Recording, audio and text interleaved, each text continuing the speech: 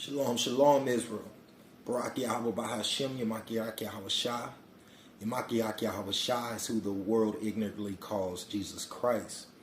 All right, he is a Hebrew, a black man. He has a Hebrew, a black, so-called black name. All right. The video is called Slavery in the U.S. by the Numbers. All right. And I'm going to start off in the book of Deuteronomy, of course, Deuteronomy 28, and I'm going to start at 47. So Deuteronomy 28, 47, and it reads, because thou servest not the Lord thy God with joyfulness and gladness of heart, for the abundance of all things, Deuteronomy 28, 28, the Lord shall smite thee with blindness and madness and astonishment of heart. The Lord shall bring a nation against thee from far, from the ends of the earth, as swift as the eagle flieth, a nation whose tongue thou shalt not understand, 48. Therefore thou shalt serve thine enemies, which the Lord shall send against thee in hunger, and in thirst, and in nakedness, and in want of all things. And he shall put a yoke of iron around thy neck until he have destroyed thee. Okay, we're going to jump down to 64. And the Lord shall scatter thee among all nations, from one end of the earth unto the other. And there thou shalt serve other gods, which thou nor thy father have known, even wood and stone. 65. And among these nations thou shalt find no ease, neither shall the soles of thy foot have rest. For the Lord shall give thee a trembling of heart, that's that Deuteronomy 28, 28 again, and failing of eyes, and sorrow of mind. Let's keep reading, 66. And thy life shall hang in the depths before thee, and thou shalt fear day and night, and shall have none assurance of thy life. In the morning thou shalt say, would God it were evening? In the evening thou shalt say, would God it were morning? For the fear of thy heart whereof thou shalt fear, and the sight of thy eyes shalt thou see. 68. And the Lord shall bring thee into Egypt again with ships. Egypt is a Greek word meaning bondage. We can also find that in Exodus 20 and 2. 20 and 2, that understanding. Egypt again with ships. By the way, there I spake unto thee.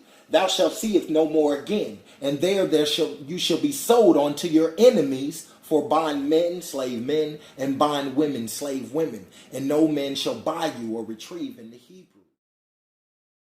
Okay, and I'm going to start my thesis right there, all right? For so-called African Americans, the reality of life feels very much different in comparison to other national bodies of people. It would be unhonorable and unethical to say the so-called African Americans have not shaped the economic, political, social, and even overall development of the world. World exclusively in all caps. For example, Lewis Latimer created the constant flow of electricity. In short, the light bulb. As we all know that every country in the world utilizes this invention. Also keep in mind that he invented the telephone as well. Even other inventions like the automobile created by George Washington Carver. Born into slavery in Missouri, George Washington Carver was orphaned as an infant and raised by Moses and Susan Carver, the family who had owned his mother. Products that would benefit the black rural poor. He developed the Jessup wagon, a movable laboratory on wheels to help educate farmers. He encouraged them to rotate their crops to conserve the nutrients in the soil and to give up soil-depleting cotton crops. He persuaded the farmers to plant peanuts instead. In his Tuskegee lab, he developed over 300 uses for the peanut and 100 uses for the sweet potato. Anything from beverages to medicines to paints.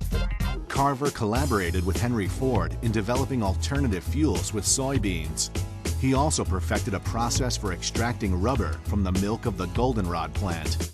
Carver produced a series of scientific inventions that were primarily designed to enhance the economic and agricultural productivity of the Black Belt. And even touch-tone cell phone or maybe solar electricity, Dr. Shirley Ann Jackson.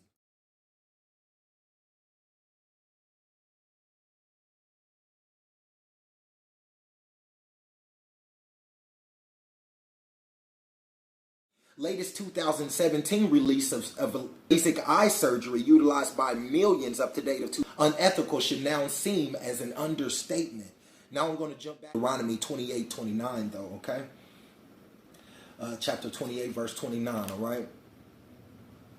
And it reads, And thou shalt grope noonday, and the blind as the blind gropeth at darkness, and thou shalt not prosper in thy ways. Okay, so it doesn't really matter what we build or what we created. If it wasn't thus saith the Lord, it was never going to work out anyway. We naturally have gifts and blessings, okay, as being the children of Israel. Okay, and thou shalt not prosper in thy ways, and thou shalt be only oppressed and spoiled evermore, and no man shall save you. Okay, no man shall save you. And I'm going to move on. In 1808, slavery was banned in the United States. Well, not slavery itself, but the importing of slaves. Let's take a date recap. In 1526, the Portuguese began its transatlantic slave trade from Africa to Brazil, ending its reign in 1888, meaning the import of slaves and slavery was banned. In 1833, Britain ended its slave reign of the Caribbeans as well as South Africa, and in 1811, Spain abolished slavery nationally or throughout its colonies. However, like most Americans of 1808 in the United States, Cuba refused to stop enslaving blacks. Now let's move on. Have you ever heard of pillaging slave labor? It's okay because most haven't. During the Reconstruction of the 12 years following the Civil War and the abolishing of slavery, former slaves made meaningful political, social, and economical gains. For example, most so-called black men voted and even held public office across the South. Black literacy surged, compassing those of whites in some cities, such as Wilmington, North Carolina. On November 1898, 47 years after the abolishing of slavery, heavily armed columns of whites marched into the black neighborhood of Wilmington. The hundreds of whites stated things like they no longer wanted blacks to have more, or they need go back to the Africa. This well-ordered mob burned newspaper offices and local black marts, murdering hundreds and hundreds of black residents. Even up to this day, the precise number is still unknown. They also banished many successful blacks from the entire area. Though there were many other occasions like Tulsa, Oklahoma, 113 years after the so-called ending of slavery, when mobs of white residents attacked black residents and businesses of the Greenwood District. The U.S. government also assisted the whites by bombing the black community twice in one day. It is now known as the Massacre of Tulsa. And I'm going to bring you back to the scriptures, Deuteronomy 28:63, all right? And this shall come to pass, that as the Lord rejoice over you to do you good and to multiply you, so the Lord will rejoice over you to destroy you and to bring you to a knot, to a knee, okay, to bow down. And ye shall be plucked from the land where thou go to possess it, all right, to possess it.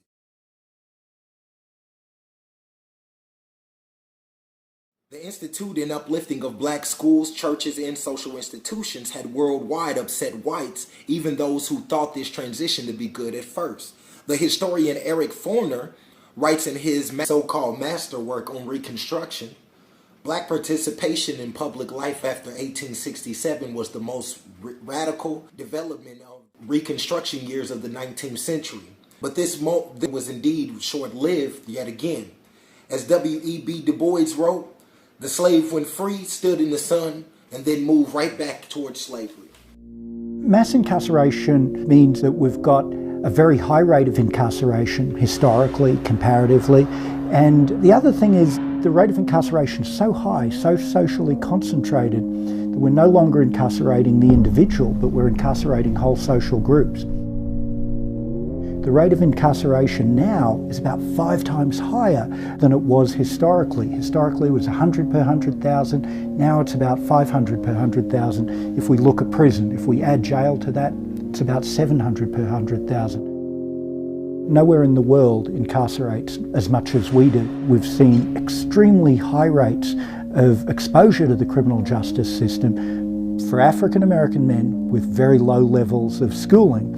So if we think about black men who were born in the late 1970s and who are growing up through the American prison boom of the 1980s and the 1990s, the chances that they're going to serve time in state or federal prison if they dropped out of high school is about 70%. So going to prison For that group of black men with very low levels of schooling, that's become a normal life event. And that's now where there's about 1.2 million African American children with a parent who's incarcerated. And that's about 1 in 9. The research shows the kids who experience parental incarceration have diminished school achievement, they have behavioural problems, depressive symptoms, acting out. And there's also evidence that these kinds of negative effects associated with parental incarceration are concentrated more among boys than among girls.